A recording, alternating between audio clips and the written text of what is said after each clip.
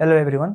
तो इस वीडियो में आज हम सब जानेंगे कि सिलिंड्रिकल कोऑर्डिनेट सिस्टम क्या है। इसके पिछले वीडियो में हमने देखा कि कर्ल को कैसे डिफाइन करते हैं किसी एक कर्विलिनियर कोऑर्डिनेट्स में।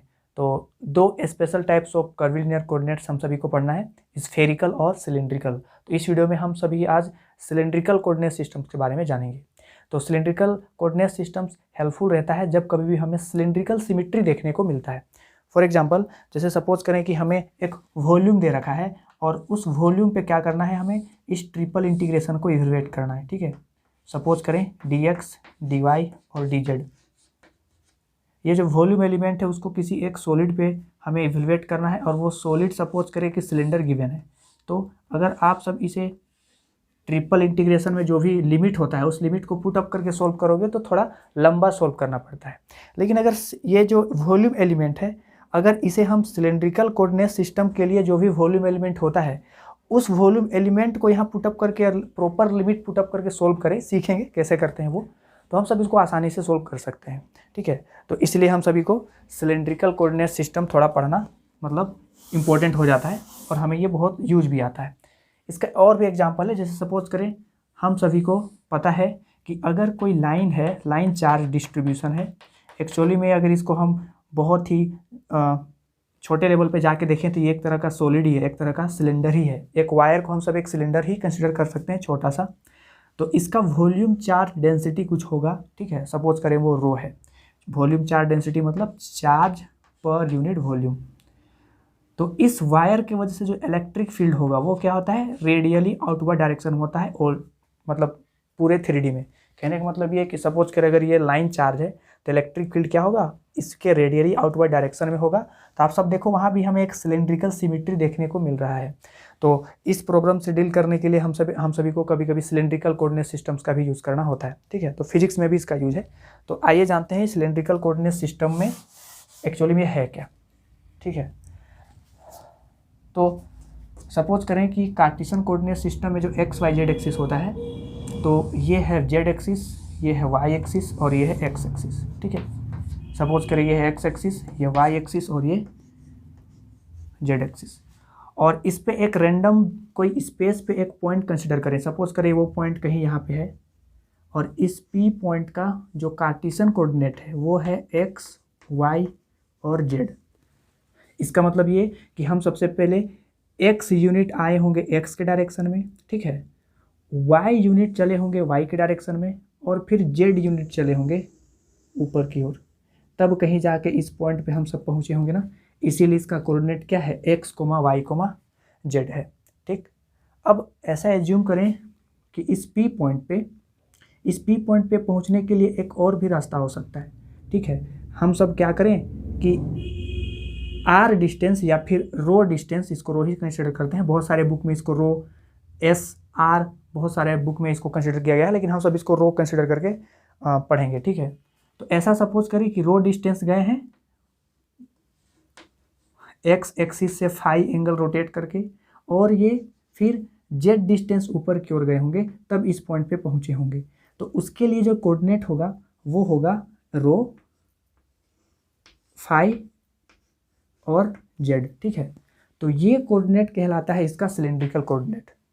मतलब कि हम सब क्या किए, रो डिस्टेंस चले हैं किस डायरेक्शन में, तो पॉजिटिव एक्स एक्सिस से फाई एंगल बना करके, फिर जेड एक्सिस ऊपर की ओर मतलब जेड के डायरेक्शन में चले हैं, तब इस पॉइंट पे पहुंचे हैं। तो उसका जो एक्स होगा, मतलब जिसको हम एक्स के जगह पे लिख रहे हैं, वो है रो, फिर है फाई और ये है जेड। और फाई कौन सा है, तो एक्स, पॉजिटिव एक्स एक्सिस से ये जो रो एंगल बना रहा है उसको हम फाई बोल रहे हैं। ठीक है, तो ये रो है तो ये भी रो ही होगा, मतलब कि जेड एक्सिस से परपेंडिकुलर डिस्टेंस इस पी पॉइंट तक का, इसको हम लोग रो बोल रहे हैं। ठीक है, तो ये जो रो, फाई और जेड है ना, यही है सिलिंड्रिकल कोऑर्डिनेट इस पॉइंट पी के लिए।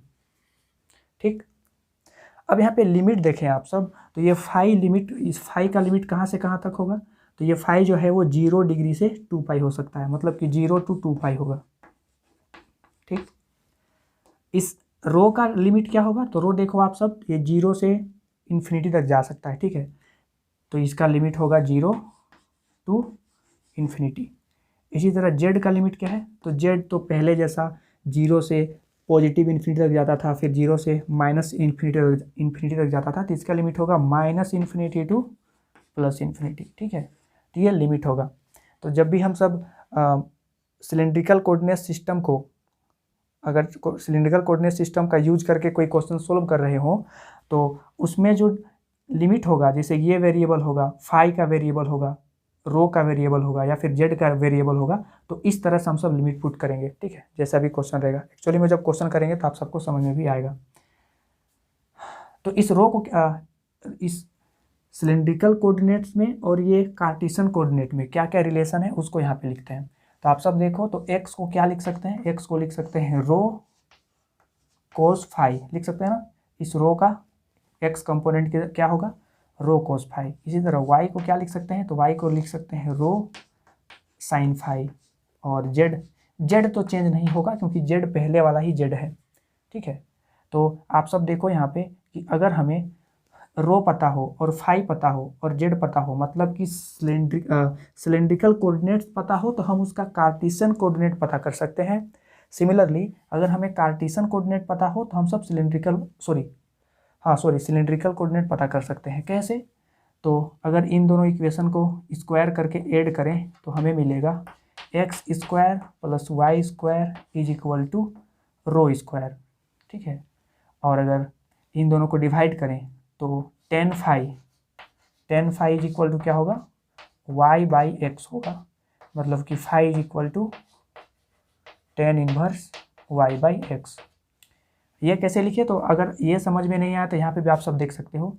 तो ये जो है ये परपेंडिकुलर है किस पे, तो इस पे है परपेंडिकुलर। ठीक है, ये परपेंडिकुलर है और ये क्या है, ये तो वाई ही है ना, और ये एक्स है। तो इस रो को क्या लिख सकते हैं, क्योंकि एक राइट एंगल ट्रेंगल है ना, तो x square plus y square is equal to rho square लिख सकते हैं, और इसी ट्रेंगल से tan phi is equal to y by x लिख सकते हैं। तो आप सब देखो कि अगर हमें रो और फाई पता हो तो हम सब एक्स वाई, मतलब इसको कार्टेशियन के टर्म में लिख सकते हैं। और अगर हमें रो पता हो और थीटा पता हो, रो और अगर फाई पता हो, तो हम मतलब एक कोऑर्डिनेट सिस्टम से दूसरे कोऑर्डिनेट सिस्टम्स में हम सब मतलब ट्रांसफॉर्म कर सकते हैं। ठीक है, यही बताना था। अब जैसे कार्टेशियन कोऑर्डिनेट सिस्टम में किसी भी वेक्टर को लिखते हैं तो क्या लिखते हैं, 3i cap plus 4j cap plus 5k cap, इस तरह से होता था ना। इसमें यूनिट वेक्टर जो है वो i कैप, j कैप और k कैप होता है। लेकिन सिलेंड्रिकल कोऑर्डिनेट सिस्टम में कुछ यूनिट वेक्टर होगा, तो उस यूनिट वेक्टर को कैसे लिखते हैं इसको जानते हैं सबसे पहले। तो आप सब याद करो, जब हम कर्विलिनियर कोऑर्डिनेट पढ़ रहे थे तो उसमें जो यूनिट वेक्टर होता था उसमें tu, tv और tw ये तीन यूनिट वेक्टर डिफाइन करते थे। ठीक है, ये tu क्या है, tv क्या है, tw क्या है। तो कोऑर्डिनेट सिस्टम में ऑर्थोगोनल कर्विलिनियर कोऑर्डिनेट सिस्टम में तीन कर्व होते थे, एक u कर्व, एक v कर्व और एक w कर्व। बहुत सारे बुक में उसको u1 कर्व बोलते हैं, u2 कर्व और u3 कर्व, इससे भी वहाँ पे रिप्रेजेंट किया गया है, लेकिन वो मैटर नहीं करता। हम सभी शुरू से ही u, v और w मानते आए हैं, तो उसी को आगे प्रोसीड करते हैं। ठीक, तो सबसे पहले हम सबको यहाँ पे r वेक्टर, इसमें जो पोजीशन वेक्टर है इसको चलिए लिख करके देखते हैं कि पोजीशन वेक्टर क्या है इस पे। ठीक है, तो कार्टेशियन सिस्टम में पोजीशन वेक्टर को क्या लिखते हैं, तो r इज इक्वल टू होता है एक्स आई कैप प्लस वाई जे कैप प्लस जेड के कैप। ठीक है, अगर इसे हम सिलेंड्रिकल कोऑर्डिनेट के लिए लिखें तो x को क्या लिख सकते हैं, x को लिख सकते हैं रो कोस फाई आई कैप, रो साइन फाई जे कैप प्लस जेड के कैप, क्योंकि इसमें x, y और z हम सब यहाँ पहले ही डिफाइन कर चुके हैं कि x क्या होगा, y क्या होगा, z क्या होगा। ठीक है, अब यूनिट वेक्टर जो होता है तो tu, और इसमें u कर्व क्या है, तो ये होगा u, ये होगा v और ये होगा w। ठीक है, जो जनरल फॉर्मूला हम सब निकाले हैं वो u, v, w के टर्म्स में निकाले हैं। तो अभी u का रोल प्ले करेगा रो, v का रोल प्ले करेगा फाई और w का z। ठीक है, तो रो के डायरेक्शन में जो यूनिट वेक्टर होगा, जिसको कि आप सब टी रो भी रिप्रेजेंट करो या फिर आप सब रो कैप बोलो, कोई भी आप सब कंसिडर कर सकते हो अपने कन्वीनियंट के हिसाब से। तो ये कैसे डिफाइन होता है, तो यूनिट वेक्टर डिफाइन होता है del r by del u, और यू क्योंकि रो है तो यहाँ होगा डेल रो डिवाइडेड बाई इसी का मैग्नीट्यूड। ठीक है, del r by del rho, जिसको कि इस तरह से भी हम सब लिखे थे del r by del rho, और इसको क्या बोल रहे थे, इसको बोल रहे थे H1, आप सब याद करो। ठीक है, एक्चुअली आप सब अगर शुरू से देखोगे ना कर्विलिनियर कोऑर्डिनेट्स का वीडियो तो ये और ज़्यादा क्लियर हो जाएगा, लेकिन अगर नहीं भी देखे होगे तो ये समझ में आ जाएगा ये वीडियो। ठीक है, तो ये होता है यूनिट वेक्टर, किसी भी कर्विलिनियर कोऑर्डिनेट का ये डेफिनेशन होता है। ठीक, तो क्या करेंगे, ये आर वेक्टर है हम सभी का, इसको रो के रिस्पेक्ट में डिफ्रेंशिएट करेंगे। तो क्या होगा, अगर इसे हम रो के रिस्पेक्ट में डिफ्रेंशिएट करें तो हो जाएगा कोस फाई आई कैप प्लस ये हो जाएगा साइन फाई जे कैप। ठीक है, डिवाइडेड बाय इसी का मैग्नीट्यूड, और इसका मैग्नीट्यूड क्या होगा, तो cos square theta plus sine square theta 1 हो जाएगा। Cos square phi, sorry theta नहीं फाई। ठीक, तो ये क्या आ गया, ये आ गया कोस फाई आई कैप प्लस साइन फाई जे कैप। ये आया यूनिट वेक्टर किसके अलोंग, तो रो के अलोंग, मतलब कि ये हो जाएगा इस ओर ना, इसको यहाँ पे मिटा देते हैं। तो ये है रो कैप, ये है रो कैप का डायरेक्शन। ठीक है, और फाई का डायरेक्शन किधर होगा, तो आप सब देखो हम सब इस तरह से एंगल मुड़े हैं ना, अगर ये है जेड एक्सिस तो इस तरह से हम सब एंगल मुड़े हैं, तो उसका डायरेक्शन क्या होगा, टेंजेंट। ठीक है, इस कर्व में टेंजेंट, तो इस तरह से होगा किसका, ये फाई कैप होगा। और जेड कैप तो ऊपर है पहले वाला ही, के कैप होगा ना, जेड कैप के डायरेक्शन में जो यूनिट वेक्टर होता है वो के कैप होता है। ये रो कैप हम सबको पता चल गया, ये रो कैप क्या है, ये इसी को रो कैप बोल रहे हैं, या फिर रो के डायरेक्शन में यूनिट वेक्टर। सिमिलरली हम सब फाई के डायरेक्शन में यूनिट वेक्टर निकाल सकते हैं, जिसको कि हम सब क्या बोलेंगे, फाई कैप या फिर टी फाई, आप सब जिससे भी रिप्रेजेंट करना चाहो। तो इसका डेफिनेशन क्या होगा, ये होगा del r by del phi और फिर इसी का मैग्नीट्यूड, यानी कि del r over del phi और इसी का मैग्नीट्यूड। तो इस पूरे फंक्शन को क्या करना पड़ेगा, फाई के रिस्पेक्ट में डिफ्रेंशिएट करेंगे, तो ये हो जाएगा माइनस रो साइन फाई आई cap plus rho cos phi जे कैप और इसी का मैग्नीट्यूड। तो इसका मैग्नीट्यूड क्या हो जाएगा, ये हो जाएगा रो स्क्वायर और साइन स्क्वायर थीटा और कोस स्क्वायर थीटा होगा, तो वो तो 1 हो जाएगा यहाँ पे। तो रो स्क्वायर रो बन के बाहर निकलेगा, इस सारे रो को कैंसिल कर देगा, तो यहाँ पे ये आ रहा है माइनस साइन फाई आई कैप प्लस कोस फाई जे कैप। तो ये आ रहा है क्या, टी फाई, या फिर इसको बोल सकते हो आप सब फाई कैप। ये वाला यूनिट वेक्टर, ये यूनिट वेक्टर। तो ये रहा दूसरा यूनिट वेक्टर, और तीसरा यूनिट वेक्टर क्या है, के कैप। अगर आप सबको विश्वास नहीं हो, मतलब कि अगर आप सब सेटिस्फाई नहीं हो कि ये के कैप होगा तो कैसे होगा, तो उसका भी यहाँ पे प्रूफ है। तो चलिए हम सब निकालते हैं टी के। ठीक है, मतलब कि सॉरी टी जेड, मतलब कि जेड कैप निकालने का कोशिश कर रहे हैं। ये के कैप आना चाहिए, देखते हैं आता है कि नहीं। तो इसका डेफिनेशन होता है डेल आर, इसको क्या करना पड़ेगा, जेड के रिस्पेक्ट में डिफ्रेंशिएट करना पड़ेगा और फिर इसी का मैग्नीट्यूड। तो करो डिफ्रेंशिएट करो आप सब इसको जेड के रिस्पेक्ट में, तो ये तो 0 हो जाएगा, ये भी 0 हो जाएगा, और ये है जेड, और उस जेड के रिस्पेक्ट में करेंगे तो 1 होगा, और फिर इसी का मैग्नीट्यूड यानी कि 1। तो देखो आप सब यहाँ पे के कैप ही आ रहा है ना। ठीक है, तो एक चीज़ आप सब यहाँ पे ऑब्जर्व कर सकते हो कि जो यूनिट वेक्टर है सिलिंड्रिकल कोऑर्डिनेट सिस्टम में, रो कैप फाई कैप, ठीक है, ये दोनों कांस्टेंट यूनिट वेक्टर नहीं है। जैसे अगर हम सब यहाँ पे एक वेक्टर का एग्जांपल लें, तो आप सब देखो यहाँ पे 3i 4j 5k ये कांस्टेंट है। यहाँ पे आई कैप जो होता है यूनिट वेक्टर वो कांस्टेंट यूनिट वेक्टर है, जे कैप और के कैप ये दोनों ये सब क्या है, कांस्टेंट यूनिट वेक्टर है। लेकिन सिलिंड्रिकल कोऑर्डिनेट सिस्टम में जो भी यूनिट वेक्टर होता है वो कांस्टेंट नहीं है, वो फाई पे डिपेंडेंट यूनिट वेक्टर है, आप सब देख सकते हो। मतलब कि जब कभी भी इंटीग्रेशन में अगर हम सभी को फाई कैप जैसा कोई यूनिट वेक्टर दिखे, मतलब कि सिलिंड्रिकल कोऑर्डिनेट सिस्टम में, तो आप सब इसको इंटीग्रेशन से बाहर नहीं निकाल सकते, क्योंकि ये कांस्टेंट यूनिट वेक्टर जैसा बिहेव नहीं करेगा। ठीक है, तो इतना बात आप सब याद करोगे। अब हम सब देखते हैं कि ये जो यूनिट वेक्टर है क्या ये ऑर्थोगोनल है, कहने का मतलब ये, जैसे कि एक्स वाई जेड एक्सिस में ये है आई कैप एक्स एक्सिस के लॉन्ग, ये है सपोज करें जे कैप और ये है के कैप। तो आप सबको पता होगा ये तीनों तो म्यूचुअली परपेंडिकुलर होते हैं कि आई कैप और जे कैप के बीच में 90 डिग्री होता है, जे कैप और के कैप के बीच में 90 डिग्री होता है। ये सब आपस में म्यूचुअली परपेंडिकुलर होते हैं। अब हम सभी को चेक करना है क्या सिलेंड्रिकल कोऑर्डिनेट सिस्टम में फाई कैप, रो कैप और के कैप क्या ये ऑर्थोगोनल बना रहे हैं, मतलब ये क्या ये तीनों आपस में म्यूचुअली परपेंडिकुलर हैं। तो इसको एग्जाम में आता भी है, ठीक है, सॉल्व करने के लिए या फिर प्रूव करने के लिए कि सिलेंड्रिकल कोऑर्डिनेट सिस्टम एक ऑर्थोगोनल कर्वीलिनियर कोऑर्डिनेट सिस्टम है, ऐसा प्रूव करके बताओ। चलिए उसको देखते हैं। हाँ, तो अभी तक हमने क्या देखा कि जो रो कैप है, मतलब कि रो के डायरेक्शन में यूनिट वेक्टर है वो ये है, और फाई कैप और जेड कैप ये सब हम सब पहले अभी डिराइव कर चुके हैं।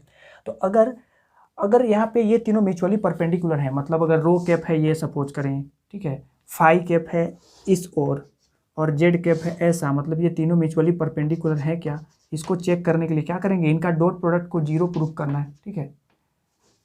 तो एक एक करके करते हैं। चलिए, तो सबसे पहले हम सब ये देखते हैं कि rho cap dot phi cap, इनका डॉट प्रोडक्ट करेंगे तो क्या आता है। तो रो कैप क्या है, वो है कोस फाई आई कैप प्लस साइन फाई जे कैप, ठीक है, डॉट यहाँ पे फाई कैप क्या है, ये है माइनस साइन फाई आई कैप प्लस कोस फाई जे कैप। तो इनका डॉट प्रोडक्ट करेंगे तो ये हो जाएगा minus of cos phi sine phi plus ये हो जाएगा plus sine phi cos phi. तो देखो आप सब ये जीरो आ रहा है, ठीक है, ये दोनों कट गया तो ये जीरो आ रहा है। मतलब क्या कि जो रो कैप है और फाई कैप है वो आपस में परपेंडिकुलर है। यहाँ पे देखो आप सब, तो ये हम सब प्रूव कर चुके हैं कि ये जो रो कैप है और फाई कैप है ये दोनों आपस में क्या है, ऐसा परपेंडिकुलर है। अब हमें सब क्या प्रूव करना है, इसी तरह सिमिलरली हम सब फाई कैप और जेड को देखते हैं, ठीक है, इन दोनों का डॉट प्रोडक्ट करके देखते हैं। तो ये है phi cap dot z cap, और फाई कैप क्या है, तो वो है माइनस साइन फाई आई कैप प्लस कोस फाई जे कैप प्लस इसको लिख सकते हैं जीरो के कैप, डॉट करेंगे इसको के कैप के साथ तो क्या होगा, ये भी जीरो आ रहा है। मतलब क्या कि ये जो फाई कैप है और जेड कैप है ये भी आपस में परपेंडिकुलर है, मतलब ये भी क्या है, आपस में परपेंडिकुलर है, ठीक। सिमिलरली देखते हैं कि जेड कैप और रो कैप क्या होगा। तो आप सब ऑब्जर्व करके यहीं पे देख सकते हो कि रो कैप में कोई भी जेड कंपोनेंट नहीं है, तो अगर उसको हम जेड कैप के साथ डॉट प्रोडक्ट करेंगे तो जीरो आने वाला है ना, मतलब कि ये भी आपस में क्या है, परपेंडिकुलर है। मतलब तीनों यूनिट वेक्टर्स आपस में परपेंडिकुलर है, मतलब म्यूचुअली परपेंडिकुलर है। इसका मतलब ये है कि ये ऑर्थोगोनल कर्वीलिनियर कोऑर्डिनेट है, मतलब तीनों का यूनिट वेक्टर आपस में परपेंडिकुलर है। तो ये आया। अब हम सभी को इस पे क्या आता है क्वेश्चन लिखने के लिए, आर्क लेंथ क्या होगा, एरिया एलिमेंट कैसे लिखते हैं और वॉल्यूम एलिमेंट कैसे लिखते हैं, ठीक है। तो चलिए वो जानते हैं। तो आप सभी को पता हो कि अगर हम सब आर्क लेंथ लिखते हैं ना कार्टेशियन कोऑर्डिनेट सिस्टम में, तो वो क्या लिखते हैं कि एक्स में कितना चेंज हुआ, ठीक है, इंटू आई कैप। सिमिलरली वाई में कितना चेंज हुआ इंटू जे कैप, फिर जेड में कितना चेंज हुआ इंटू के कैप। ये होता है आर्क एलिमेंट, ठीक है, या फिर इसको बोल सकते हैं। अब इसको हम सब सिलेंड्रिकल कोऑर्डिनेट सिस्टम में कैसे लिखेंगे, तो हम सभी को क्या लिखना पड़ेगा सिलेंड्रिकल कोऑर्डिनेट सिस्टम में कि एक्स था ना, अभी एक्स के जगह पर क्या आया है, रो आया है। तो हम सब देखेंगे कि रो के डायरेक्शन में कितना छोटा सा चेंज है, इसको आई कैप के साथ, आई कैप नहीं होगा सॉरी, क्योंकि आई कैप यहाँ पे नहीं होता है, यहाँ पे टी रो होता है, ठीक है, मतलब कि unit vector in the direction of rho, या फिर इसको रो कैप भी आप सब लिख सकते हो, ठीक है, इसको रो कैप भी लिख सकते हो जो हम लोग पहले ही डिफाइन कर चुके हैं। सिमिलरली ये क्या होगा, तो हम सभी का वाई कोऑर्डिनेट क्या, इसमें क्या रहता है कोऑर्डिनेट, इसमें रहता है रो फाई और जेड, ठीक है, इसमें वाई का रोल प्ले करेगा फाई। तो यहाँ पे देखेंगे कि फाई के डायरेक्शन में कितना छोटा सा चेंज है इनटू इसका यूनिट वेक्टर क्या होता है फाई कैप। सिमिलरली फिर देखेंगे कि जेड के डायरेक्शन में कितना छोटा सा चेंज है इनटू जेड कैप, जो कि के कैप है, ऑब्वियस सा बात है, तो इसमें के कैप ही लिख देते हैं, ठीक। चलिए अब एक एक करके इसमें जानते हैं। तो आप सब देखो रो के डायरेक्शन में कितना छोटा सा चेंज होगा, तो इसको एक बार हम मिटा लें। ये है जेड एक्सिस, ये है वाई एक्सिस और ये है एक्स एक्सिस, ठीक है। ये है वाई, ये है एक्स और ये है जेड, और ये रहा ये पॉइंट पी जिसका कि सिलेंड्रिकल कोऑर्डिनेट है रो, फाई और जेड, और ये एंगल है फाई और ये डिस्टेंस है रो। तो अगर हम सब रो के डायरेक्शन में चलें तो छोटा सा डिस्टेंस कितना होगा, D plus rho plus D rho, तो रो प्लस डी रो, तो यहाँ पे डी रो जो है वो क्या होगा, छोटा सा चेंज होगा रो में, ठीक है। अगर हम सब बोले कि देखिए क्योंकि आप सब देखो कि रो जो है वो एक स्ट्रेट लाइन है, जेड एक्सिस से 90 डिग्री पे मतलब जेड एक्सिस से परपेंडिकुलर ड्रॉ कर रहे हैं ना ऑल डायरेक्शन में, क्योंकि इसका लिमिट था ना 0 से 2 पाई, तो कहीं पे भी बना सकते हैं। तो आप सब देखो ये है लेंथ रो, और इसमें थोड़ा सा अगर हम आगे डिस्टेंस बढ़ें तो ये क्या होगा, डी रो। तो इसमें छोटा सा लेंथ वो क्या लिख सकते हैं, डी रो। तो इसको लिख सकते हैं D rho into rho cap plus, अब फाई के डिस्टेंस पे चलते हैं, मतलब कि इस तरह से समझें आप सब। हम क्या कर रहे हैं, ये जो एक्स एक्सिस है ना उसको यहाँ पे नीचे बना रहे हैं और वाई एक्सिस को इस तरह से बना रहे हैं। ये जो एक्स वाई प्लेन है उसको ऐसा हम पलट के बना रहे हैं। ये है रो, ठीक है, और ये रहा फाई। अगर हम सब छोटा सा मतलब डी फाई डिस्टेंस चलें, ये हुआ डी फाई डिस्टेंस, ठीक है, ये डी फाई डिस्टेंस है, तो डी फाई डिस्टेंस में जो आर्क लेंथ होगा वो ये होगा ना, ये वाला पार्ट होगा, फाई में छोटा सा चेंज कितना हुआ। अब वो कैसे निकालेंगे, तो ये तो है रो, तो आप सब याद करो, अगर इसको हम डी एल बोले, इसको बोले d l in the direction of phi, तो आप सबको पता होगा थीटा इज इक्वल टू क्या होता है, एल बाई आर, यानी कि आर्क बाई रेडियस। तो यहाँ पे फाई क्या है, मतलब ये थीटा के प्लेस पे क्या लिख सकते हैं, थीटा के प्लेस पे लिख सकते हैं d phi is equal to arc length क्या होगा, उसको हम सब कंसिडर कर चुके हैं डी एल फाई, और रेडियस कितना है वो रो है। तो यहाँ से आप सब देखो तो डी एल फाई को क्या लिख सकते हैं, रो इंटू डी फाई लिख सकते हैं, ठीक है। तो फाई के डायरेक्शन में छोटा सा चेंज कितना होगा, रो इंटू डी फाई, और इसको फाई कैप से मल्टीप्लाई करेंगे। सिमिलरली जेड पे देखो, तो जेड तो पहले वाला ही जेड है ना, तो जेड पर अगर छोटा थोड़ा सा डिस्टेंस आगे बढ़ेंगे तो वो डी जेड होगा, ठीक। तो जेड में छोटा सा चेंज कितना होगा, डी जेड इंटू के कैप। तो ये होता है आर्क लेंथ किस पे, सिलेंड्रिकल कोऑर्डिनेट सिस्टम। अगर इसका मैग्नीट्यूड निकालना चाहें तो इसको लिख सकते हैं d l is equal to root under d rho का whole square plus rho d phi इसका whole square plus d z का होल स्क्वायर। अगर इनमें बोथ साइड स्क्वायरिंग करें तो होगा d l square is equal to d rho square plus rho d phi का square plus d z का square, ठीक है। ये हुआ हम सबका आर्क लेंथ। अब हम सबको क्या करना है, एरिया एलिमेंट देखना है कि एरिया एलिमेंट क्या होता है इस पे, ठीक। तो इसको कहीं पे लिख लें, यहाँ पे लिख लेते हैं।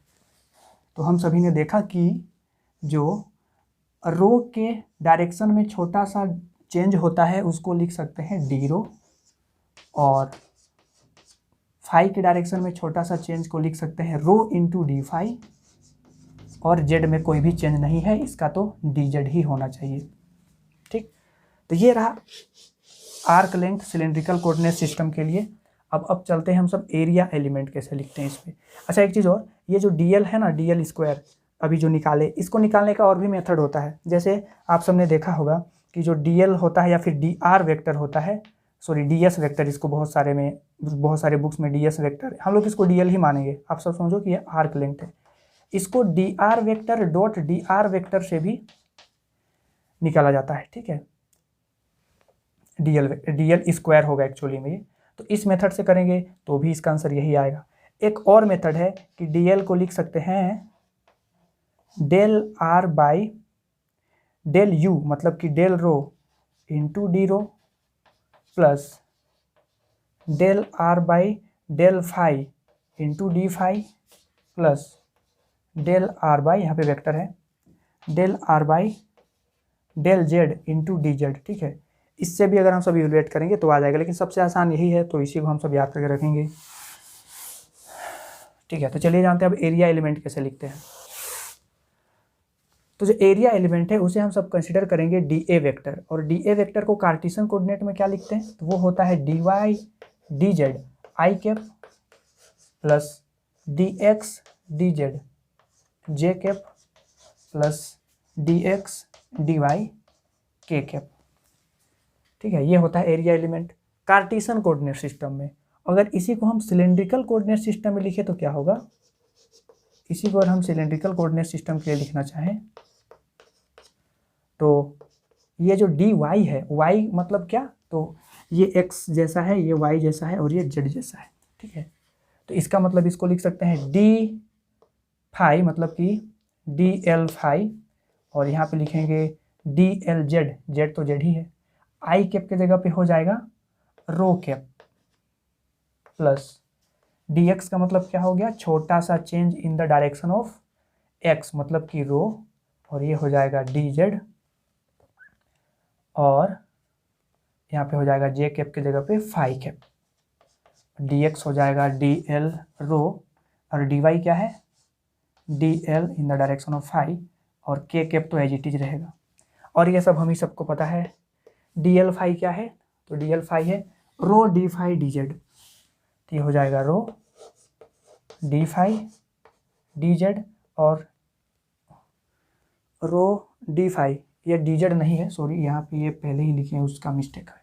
ठीक है, तो रो डी फाई ये हो गया इसका, और जेड के डायरेक्शन में छोटा सा चेंज कितना होता है D Z into rho cap plus रो के डायरेक्शन में छोटा सा चेंज क्या है, तो वो है डी रो, और जेड के डायरेक्शन में डी जेड, तो ये हो जाएगा फाई कैप प्लस, इसको क्या लिख सकते हैं, तो रो के डायरेक्शन में छोटा सा चेंज क्या है डी रो, और फाई के डायरेक्शन में तो रो डी फाई, तो यहाँ पे लिख देंगे डी फाई और रो को यहाँ पे आगे लिख देते हैं। ठीक है, इंटू के कैप। ये रहा area element, area vector actually में इसको बोल सकते हैं। अगर मैग्नीट्यूड चाहिए हम सभी को तो d a square is equal to लिख सकते हैं rho d phi into d z, actually में यही रहने देते हैं, आप सब समझ जाओगे। ठीक है, ये है area element cylindrical coordinate system में। तो आर्क लेंथ हो गया, एरिया एलिमेंट हो गया, अब वॉल्यूम देखते हैं। तो वॉल्यूम एलिमेंट को कैसे लिखते हैं कार्टेशियन कोऑर्डिनेट सिस्टम में, वो होता है d x into d y into d z, मतलब एक्स में छोटा सा चेंज, वाई में छोटा सा चेंज और जेड में छोटा सा चेंज। लेकिन सिलेंड्रिकल कोऑर्डिनेट सिस्टम में क्या होगा कि रो में छोटा सा चेंज और फाई में छोटा सा चेंज और फिर जेड में छोटा सा चेंज। तो रो के साइड में कितना स्मॉल एलिमेंट क्या है डी रो, और फाई के डायरेक्शन में रो इंटू डी फाई, और जेड के डायरेक्शन में तो डी जेड है ना। तो यही है एरिया एलिमेंट किस पे, सिलेंड्रिकल कोऑर्डिनेट सिस्टम में। अब आप सब यहाँ पे एक चीज़ समझो, ठीक है, देख सकते हो आप सब कि एरिया वॉल्यूम एलिमेंट ये होता है। तो हम सभी ने ट्रिपल इंटीग्रेशन तो पढ़ रखा है ना, तो अभी आप सबको समझ में आएगा कि उस ट्रिपल इंटीग्रेशन को जैसे कि सिलेंडर के लिए कैसे सोल्व कर सकते हैं इजीली। ठीक है, ये सबको मिटा दें।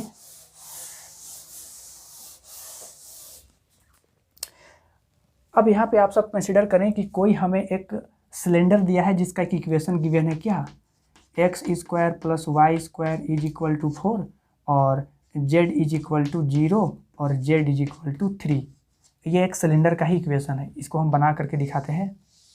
ये है सिलेंडर जिसका कि जो बेस होगा ना, ये सर्कल पार्ट वाला बेस वो एक्स वाई प्लेन पे होगा, क्योंकि देखो आप सबकी एक्स वाई पे एक सर्कल का इक्वेशन है वहाँ पे।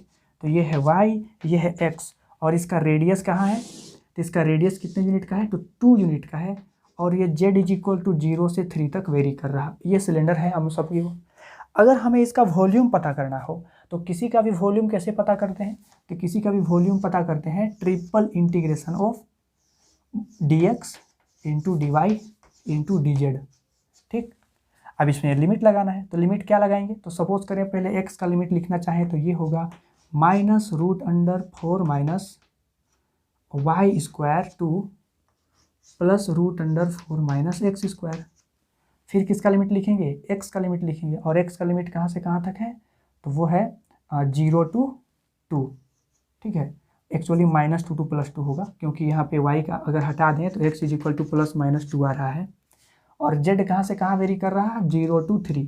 अब इस इंटीग्रेशन को आप सब सोल्व करते, लेकिन आप सब देखो यहाँ पे लिमिट जो है वो कुछ अजीब सा है। एक्चुअली में ये सोल्व हो जाएगा, ऐसा नहीं कि सोल्व नहीं होगा, लेकिन थोड़ा सा हम सभी को इसमें मेहनत करना होगा, ठीक। अगर इसको और आसान बनाना चाहें तो, क्योंकि ये सिलेंडर है, हमें यहाँ पे सिलेंडर सिमेट्री देखने को मिल रहा है, तो क्या करेंगे, इस पर हम सब सिलेंड्रिकल कोऑर्डिनेट सिस्टम में इस वॉल्यूम इंटीग्रेशन को चेंज कर देंगे। तो वॉल्यूम इंटीग्रेशन को क्या लिख सकते हैं, लिख सकते हैं रो डी फाई और डी डेड।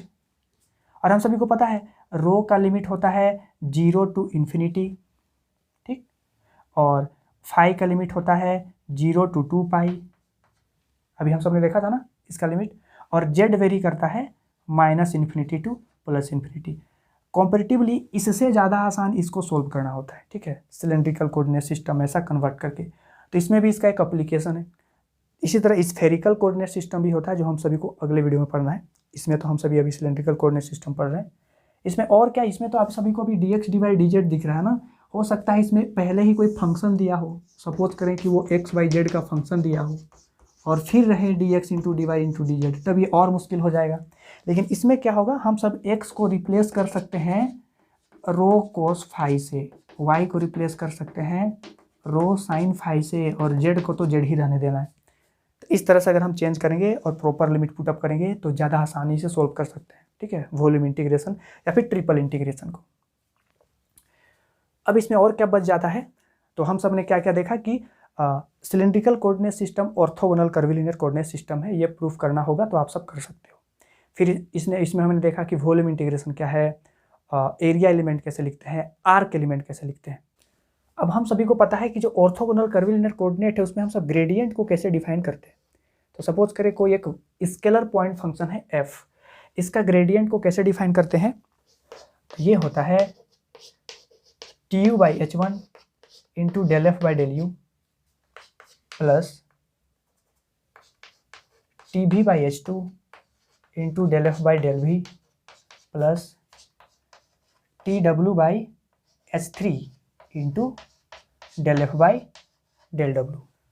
अब आप सब सोच रहे होगे कि tw क्या है, ये h3 क्या है। तो जो tu होता है, tu मतलब कि u कर्व, और u कर्व क्या था, ये पहले वाले को u कर्व बोलते हैं, इसको v बोलते हैं और इसको w बोलते हैं, ठीक है। तो ये u कर्व मतलब कि यह रो, इसको tu के जगह पे t रो करेंगे, इसको हम यहाँ पे लिख देते हैं। तो सिलेंड्रिकल कोऑर्डिनेट सिस्टम के लिए u का रोल प्ले करेगा रो, और h1 क्या है, तो h1 जो है, h1 है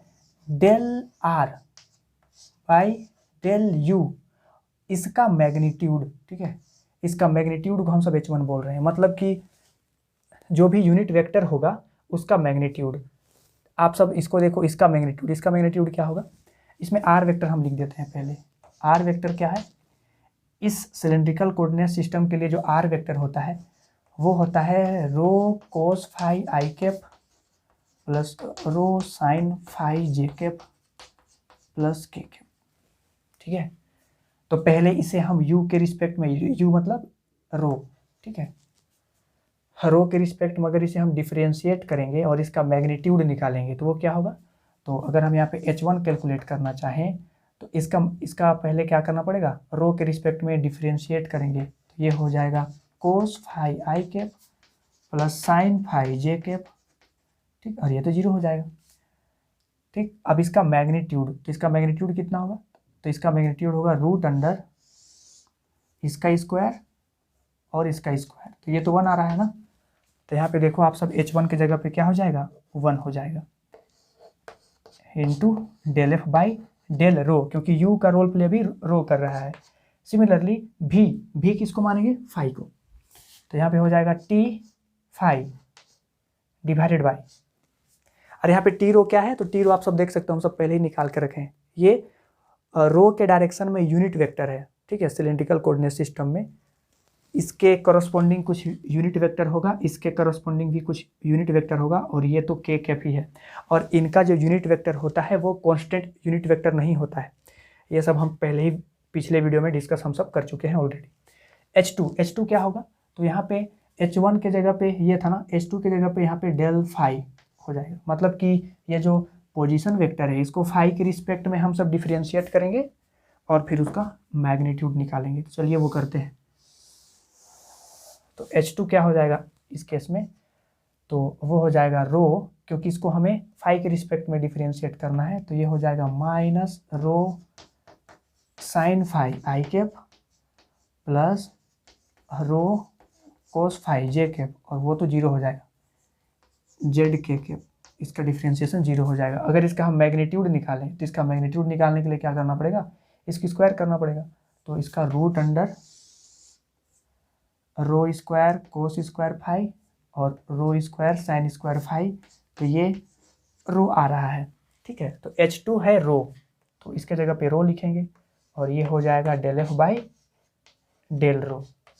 सिमिलरली अगर हम TW जानना चाहें, मतलब H3 जानना चाहें, तो इसको क्या करना पड़ेगा, जेड के रिस्पेक्ट में डिफरेंशिएट करना पड़ेगा और फिर उसका मैग्नीट्यूड निकालेंगे तो वो 1 निकलेगा। आप सब निकाल के देख सकते हो। तो ये हो जाएगा TW by 1 into del f by del डब्ल्यू। तो इस तरह से हम सब ग्रेडियंट को डिफाइन करते हैं सिलिंड्रिकल कोऑर्डिनेट सिस्टम में। अब हम सब जानते हैं किसके बारे में, डाइवर्जेंस के बारे में। ठीक है, तो डाइवर्जेंस ऑफ, अगर कोई एक वेक्टर है एफ वेक्टर, सपोज करें कि इस एफ वेक्टर कुछ लेट कर लेते हैं, लेट एफ वेक्टर भी, और ये एक वेक्टर पॉइंट फंक्शन होगा। तो सपोज करें ये है F1 into t rho plus F2 into t phi plus F3 into t z. यहाँ पे टी रो क्या है, रो के डायरेक्शन में यूनिट वेक्टर, फाई के डायरेक्शन में यूनिट वेक्टर और जेड के डायरेक्शन में यूनिट वेक्टर। और F1 F2 F3 क्या है, तो इसका एक्स वाई और जेड कंपोनेंट है, जो कि एक्स वाई जेड का फंक्शन होगा, क्योंकि एक वेक्टर पॉइंट फंक्शन है ना। अब हमें अगर इसका डाइवर्जेंस चाहिए तो इसका डाइवर्जेंस कैसे डिफाइन करते हैं कर्वीलिनियर कोऑर्डिनेट सिस्टम में। सिलिंड्रिकल कोऑर्डिनेट सिस्टम में ये होता है डाइवर्जेंस का डेफिनेशन। ये कैसे आया ये सब हम ऑलरेडी डिस्कस कर चुके हैं। ठीक है, तो आप सब अगर कर्वीलिनियर कोऑर्डिनेट का शुरू से सारा वीडियो देखोगे तो ये और ज़्यादा अच्छा समझ में आएगा। तो ये होता है जनरल डेफिनेशन डाइवर्जेंस निकालने का सिलिंड्रिकल कोऑर्डिनेट सिस्टम में। अब आप सब हम लोग पहले ही यहाँ पे निकाल चुके थे। H1 क्या था, H1 का वैल्यू 1 था, H2 का वैल्यू रो था और H3 का भी वैल्यू यहाँ पे 1 है। ठीक है, हम सब इसको पहले ही निकाल चुके हैं अभी। तो यहाँ पे सबका वैल्यू अगर पुट करें तो ये हो जाएगा 1 बाई, यहाँ पे H1 H3 1 हो गया और H2 का वैल्यू रो है, तो हो जाएगा 1 by rho into del by del u, और यू क्या है, यू तो रो है, तो del by del row, H2 का वैल्यू है रो और ये है 1, तो ये हो जाएगा रो इंटू F1 प्लस, इसको कहाँ पे लिखे हैं, चलिए यहाँ पे लिखते हैं नीचे, आप सबको दिख जाए। ठीक है, इसके लिए क्या लिखेंगे, तो ये होगा डेल बाई डेल फाई, और H3 का वैल्यू 1 है, H1 का वैल्यू भी 1 है, तो ये हो जाएगा simply F2 plus del by del डब्ल्यू, और डेल डब्ल्यू क्या है, डब्ल्यू तो जेड है ना, और H1 का वैल्यू 1 है, H2 का वैल्यू रो है और यहाँ पे F3 हो जाएगा। तो ये हुआ डाइवर्जेंस ऑफ F का वैल्यू कहाँ पे, तो सिलेंड्रिकल कोऑर्डिनेट सिस्टम में। स्फेरिकल कोऑर्डिनेट सिस्टम में ये अलग होगा, लेकिन जनरल फॉर्मूला उसके लिए भी हम सब डिफाइन करेंगे। जनरल फॉर्मूला तो सारे कर्वीलिनियर कोऑर्डिनेट्स के लिए यही होता है ना, इसमें बस H1 H2 H3 का वैल्यू अलग अलग होगा स्फेरिकल कोऑर्डिनेट सिस्टम में। अगले वीडियो में वो जानेंगे हम सब। ठीक है, तो ये हुआ डाइवर्जेंस और ग्रेडियंट का डेफिनेशन किसमें, सिलिंड्रिकल कोऑर्डिनेट सिस्टम। अब जानते हैं कर्ल को कैसे डिफाइन करते हैं। ठीक, तो कर्वीलिनियर कोऑर्डिनेट सिस्टम में जो कर्ल का जनरल डेफिनेशन था वो ये था, ये भी हम सब ने देखा है कि ये कैसे आता है। अब सिलिंड्रिकल कोऑर्डिनेट सिस्टम में अगर हम सभी को इसमें इस कर्ल को डिफाइन करना है तो कैसे करेंगे, तो बस रिप्लेस करते जाना है। और हम सभी को पता है ये TU को जगह पे क्या लिख देंगे, ये TU की जगह पे लिख देंगे टी रो, H2 और H3 हम सब वहाँ पे देख सकते हैं आप सब कि H2 रो है और H3 1 है, तो ये हो जाएगा t rho by rho del by del u, मतलब कि डेल बाई डेल रो, और H1 के प्लेस पे तो 1 ही होगा, F1 हो गया यहाँ पे। सिमिलरली इसको क्या लिख सकते हैं, इसको लिख सकते हैं टी फाई और H3 भी 1 है, H1 भी 1 है, तो वो तो एज इट इज हो जाएगा। और ये हो जाएगा डेल बाई डेल फाई, और यहाँ पे हो जाएगा H2 row times of F2, और TW के जगह पे TZ लिखेंगे, H1 और H2, मतलब कि H1 तो 1 है और H2 का वैल्यू रो है। ये हो जाएगा डेल बाई डेल जेड, और यहाँ पे हो जाएगा F3। इसी डिटर्मिनेंट को सॉल्व करेंगे तो कर्ल ऑफ F आएगा। कहाँ पे? इस कोऑर्डिनेट सिस्टम के लिए, सिलेंड्रिकल कोऑर्डिनेट सिस्टम।